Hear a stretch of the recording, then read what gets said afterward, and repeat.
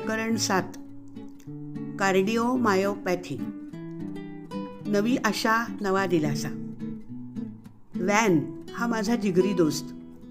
आम्ही दोघं south डॅकोटामध्ये Missouri नदीच्या काठावरील एका छोट्याशा शहरात सोबतच वाढलो. त्याचे वडील हायस्कूलपर्यंत माझे बेसबॉल कोच होते. खरं तर व्हॅन माझ्यापेक्षा छोटा असूनही खेळात मात्र तो माझ्याशी बरोबरीने टक्कर द्यायचा. हायस्कूलमध्ये मी धावण्याच्या शर्यतीत अर्ध्या मैलाचा ट्रॅक रेकॉर्ड केला होता, जो व्हॅननं 2 वर्षानंतर मोडून काढला. व्हॅन आणि मी दोघांनी बरोबरच साऊथ डॅकोटा युनिव्हर्सिटीत प्रवेश घेतला आणि आम्ही दोघं USD ट्रॅक टीममध्ये धावलो होतो. यानंतरच्या वर्षातही व्हॅन ॲथलेटिक्स स्पर्धातून आपलं प्रावीण्य दाखवतच होता. तो एक वेगवान सायकलिस्ट होता. मी नेहमीच त्याचं मजबूत शारीरिक क्षमतेबद्दल कौतुक आणि प्रशंसा करत असे. मला माझ्या मित्राच्या या ॲथलेटिक प्रावीण्याबद्दल माहिती होती, म्हणूनच जेव्हा तो उन्हाळ्याच्या दिवसात माझ्या दवाखान्यात आला तेव्हा मी थोडासा चिंतित झालो. व्हॅनच्या चेहऱ्यावरचा रंगच उडालेला होता. त्यांनी मला सांगितलं, त्याला असं वाटतंय की जणू त्याचं हृदय उडून छातीबाहेर उडी टाकेल. माझा पूर्वीचा प्रतिद्वंदी खूप थकल्यासारखा वाटत होता. तो पुढे म्हणाला, गेले 3 महिने मी फ्ल्यूनी त्रस्त होतो आणि यातून बाहेर पडू असं त्याला अजिबात वाटलं नव्हतं. या काळात आपण जे काही केलं ते सर्व व्यर्थ गेलं असंच त्याला वाटत होतं. तो एका रेस्टॉरंटचा मॅनेजर होता आणि आता आपण कोणत्या प्रकारचं काम करू शकू हेही त्याला समजत नव्हतं, कारण आपलं शरीर साथ देईल अशी त्याला खात्रीच वाटत नव्हती. मी व्हॅनला तपासलं. खरोखरच त्याच्या हृदयाची धडपड ही वेगवान आणि अनियमित होत होती, जसं काही एखादं वॉशिंग मशीन वाजत होतं. एक गोष्ट स्पष्ट दिसत होती की त्याची अवस्था गंभीर होती. मी त्याला लगेच रुग्णालयात दाखल होण्याचा सल्ला दिला. ते आवश्यकच होतं. व्हॅन माझ्या दवाखान्यातून सरळ रुग्णालयामध्येच गेला. तिथे त्याला एका कार्डिओलॉजिस्टनं तपासलं. एक्सरेवरून समजलं की व्हॅनच्या हृदयाचा आकार बराच वाढलेला आहे. त्यानंतर लगेच डॉक्टरांनी त्याला एकोकार्डिओग्रॅम काढण्याचा सल्ला दिला आणि निष्कर्ष स्थिमित करणारे होते. व्हॅनचा इजेक्शन फ्रॅक्शन, हृदय किती शक्तीनं आकुंचन पावतं ते मोजण्याचं परिमाण, फक्त 17% होता. सर्वसामान्यतः ह्या फ्रॅक्शन 50 ते 70% असतो आणि जेव्हा तो 30%च्या खाली जातो त्याचा अर्थ त्या रुग्णाला हृदयाच्या ट्रान्सप्लांट ऑपरेशनची गरज असते. व्हॅनचं हृदय आकारानं मोठं झालं होतं. त्यात रक्ताच्या गुठळ्या म्हणजे क्लॉट्स जमा झालेले होते आणि त्याचे आकुंचन प्रसरण हे खूप अनियमित प्रकारे होत होतं. ॲट्रियल फायब्रिलेशन. खरोखरच त्याची अवस्था खूप गंभीर होती. त्यानंतर त्या कार्डिओलॉजिस्टनं कार्डियॅक कॅथरायझेशन केलं, ज्यामध्ये व्हॅनच्या हृदयात करोनरी आर्टरीमध्ये विशिष्ट डायचं म्हणजे रंगाचं इंजेक्शन देण्यात आलं. त्यावरून एक गोष्ट समजली की त्याच्या रक्तवाहिन्या ठीक होत्या, परंतु हृदयाची अवस्था मात्र गंभीर होती. त्यानंतर हृदयाच्या मांसपेशींची बायोप्सी करण्यात आली, ज्यावरून समजलं की व्हायरल इन्फेक्शनमुळे व्हॅनला कार्डिओमायोपॅथी हा विकार जडला आहे, म्हणजे हृदयाच्या मांसपेशींची अत्याधिक दुर्बलता. बहुतेक हे इन्फेक्शन त्याला उन्हाळ्याच्या त्या दिवसात झालं असावं जेव्हा त्याला फ्ल्यू झाला होता. त्याला व्हायरल मायोकार्डायटिस झाला असावा, ज्यामुळे त्याच्या हृदयावर गंभीर दुष्परिणाम झाले होते व खूप हानी झाली होती. कार्डिओलॉजिस्टनं त्याला कोमॅडिन नावाचं रक्त पातळ करणारं औषध दिलं. त्याच्याबरोबरच हृदयाची शक्ती वाढवणारी काही औषधं देण्यात आली. त्यानंतर त्याला रुग्णालयातनं डिस्चार्ज मिळाला, पण तो खूप अशक्त झाला होता आणि मोठ्या मुश्किलीने कसाबसा चालू शकत होता.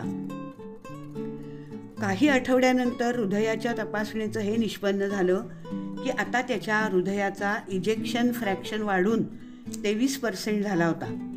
मात्र ही प्रगती पाहूनही कार्डिओलॉजिस्ट खूप आशावादी नव्हते, कारण त्यांना असं वाटत होतं की व्हॅनच्या तब्येतीत यापेक्षा अधिक सुधारणा होणं कठीण आहे. अजूनही व्हॅनचं हृदय रक्ताच्या गुठळ्यांनी भरलेलं होतं आणि अजूनही तो ॲट्रियल फॅब्रिलेशनमध्येच होता. कार्डिओलॉजिस्टकडे आता एकच पर्याय शिल्लक होता, तो म्हणजे त्याला मिनीपॉलिस येथील एबॉट नॉर्थ वेस्टर्नमध्ये पाठवणे, जेणेकरून त्याचं नाव हार्ट ट्रान्सप्लांट करून घेणाऱ्यांच्या यादीत समाविष्ट करून घेता येईल. कल्पना करा की या सगळ्या गोष्टींची चर्चा रुग्णसमोर आलेल्या एका मित्राशी करणं किती कठीण वाटत असेल.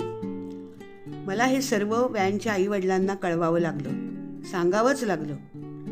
अशी 2 माणसं ज्यांच्याविषयी माझ्या मनात खूप प्रेम आणि आदर होता, त्यांच्या मुलाचं आयुष्य एका धोकादायक वळणावर आहे, तो खूप गंभीर स्थितीत आहे, हे त्यांना सांगणं खूप अवघड गेलं. आणखी एक दुर्दैवाची गोष्ट म्हणजे त्यांचा धाकटा मुलगा नुकताच फुफ्फुसाच्या कर्करोगानं गेलेला होता. आता हा दुसरा आघात. असं वाटत होतं की निराशाजनक निरोपच घेऊन चाललोय मी दुःख दूत आहे. वॅनला मिनीपॉलिसला नव्हतं जायचं, त्याऐवजी स्थानिक कार्डिओलॉजिस्टकडून उपचार घ्यायचे असं त्यांनी ठरवलं. त्यामुळे तो मलाही नियमितपणे भेटू शकणार होता. आम्ही त्याला त्याच्या इतर औषधोपचारांबरोबरच अँटीऑक्सिडंट आणि मिनरल सप्लिमेंट्स म्हणजे खनिज देण्यास सुरुवात केली. काही दिवसांनी ब्लड क्लॉट्स विरघळून गेल्या. इलेक्ट्रिक शॉक थेरपीनं त्याच्या हृदयाचे ठोके नियमित पडू लागले. याच दरम्यान मी आणि माझी पत्नी लीज नॉर्थ वेस्ट भागात विमानाने जात असताना लीजनं मला एक लेख दाखवला, जो नैसर्गिक आहार तत्व कोएन्झाईम Q10 यावरील संशोधनाविषयी होता. लीजनं मला हा जो लेख दिला तो टायलर टेक्सासमध्ये प्रॅक्टिस करणाऱ्या कार्डिओलॉजिस्ट आणि बायोकेमिस्ट असलेल्या डॉक्टर पीटरनी लिहिला होता. डॉक्टर पीटर लेग्स जोएन यांनी कार्डिओमायोपॅथीच्या आपल्या अनेक रुग्णांना रोज Q10 देऊन बरं करण्यात उल्लेखनीय यश मिळवलं होतं. घरी परतल्यावर मी लगेच यासंबंधीचं मिळेल तितकं वैद्यकीय साहित्य गोळा केलं. Q10चा कसून अभ्यास केला आणि ठरवलं की माझ्या या मित्रावर त्याचा प्रयोग निश्चित करायचा. हे असं करणं संपूर्णतः सुरक्षित होतं याचीही मी खात्री करून घेतली होती. वॅनच्या पाशी आता गमवण्यासारखं काही नव्हतंच. काय वाईट होणार होतं? मी दुसऱ्या दिवशी त्याला बोलावून घेतलं आणि डॉक्टर पीटर देत असत त्या पद्धतीनं Q10 देण्यास सुरुवात केली. याविषयी सर्व सूचनाही त्याला दिल्या. वॅन हा त्याच्या कार्डिओलॉजिस्टच्या विशेष देखरेखीखाली असल्यामुळे त्यानंतर जवळजवळ 3-4 महिने मी त्याला पाहिले देखील नाही. आणि त्यानंतर तो माझ्या दवाखान्यात आला ते टोटल डिसएबिलिटी इन्कमबाबत अर्ज दाखल करण्याविषयी चर्चा करण्यासाठी. मी निराशाने खचून गेलो. अरे बापरे, टोटल डिसएबिलिटी? वॅननं मला समजावून सांगितलं की गेले 8 महिने तो काहीही काम करू शकला नाही, म्हणून त्याच्या मित्रमंडळींनी त्याला असा अर्ज करण्याविषयी खूप आग्रह केला. मात्र जेव्हा मी त्याला विचारलं, आता तू एकंदरीत कसा काय आहेस, त्यानं मला सांगितलं की आता तो खूप बरा आहे आणि तो दिवसाला 7-8 किलोमीटर सायकलही चालवू शकतो. इतकंच नव्हे तर आता तो थोडंफार धावूही शकतो. मी हसलो. मी त्याला म्हटलं की आता तुला अकार्यक्षम असं म्हणणं कठीण आहे, कारण तुझ्यात तर आश्चर्यजनक वाटावी अशी सुधारणा नाट्यमय रीतीनं झाली आहे. मी त्याला म्हटलं, तुझ्या हृदयाची कार्यक्षमता पाहण्यासाठी आपण तुझा एक एकोकार्डिओग्राम काढूया.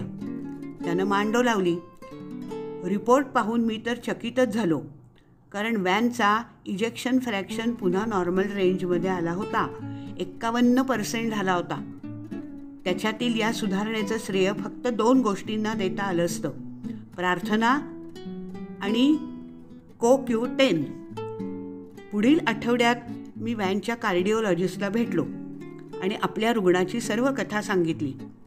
पण माझ्यातील उत्साहाचं पुसटसं देखील प्रतिबिंब त्या कार्डिओलॉजिस्टच्या चेहऱ्यावर दिसेना, कारण त्याचा या गोष्टीवर विश्वासच बसत नव्हता.